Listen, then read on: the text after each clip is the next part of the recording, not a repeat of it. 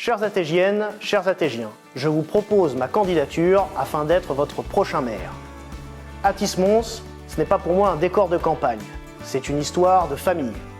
Mes grands-parents sont arrivés dans cette ville en 1956, mes parents y ont vécu et je n'ai jamais quitté cette ville depuis. Ces rues, je les ai arpentées 1000 fois.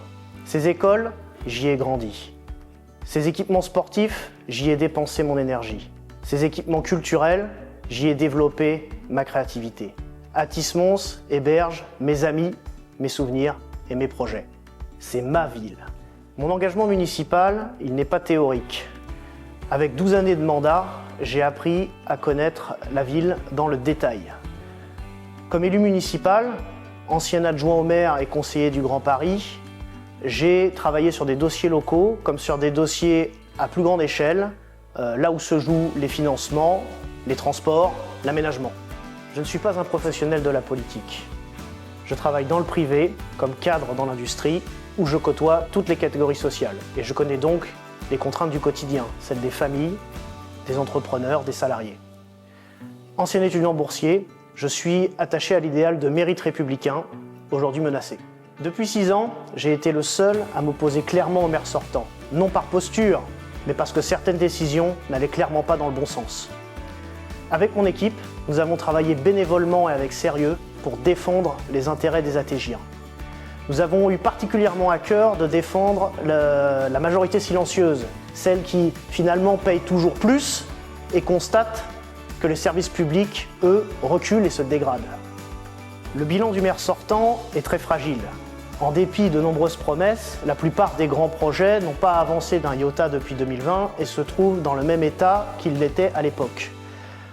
Il a bradé le patrimoine de l'entrée de ville, les terrains municipaux ont été vendus jusqu'à 10 fois en dessous de leur prix de marché, les 2 écoles annoncées n'ont pas vu le jour, les impôts fonciers ont considérablement augmenté avec 15% d'augmentation sur le mandat au niveau des bases d'imposition et l'insécurité a explosé sans réponse sérieuse de la part de la municipalité.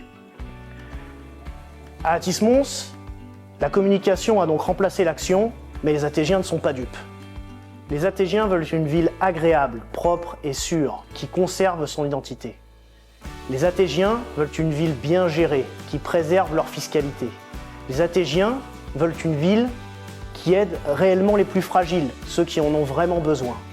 Je suis convaincu que le déclin de l'activité économique et commerciale à Athis-Mons n'est pas une fatalité et qu'une politique municipale volontariste saura mobiliser le potentiel de la ville, aujourd'hui sous-exploité, pour retrouver le chemin du développement. La mairie d'Athis-Mons doit redevenir ce qu'elle n'aurait jamais dû cesser d'être, une entité au service de ses administrés, et non plus une machine politique au service exclusif du Parti socialiste.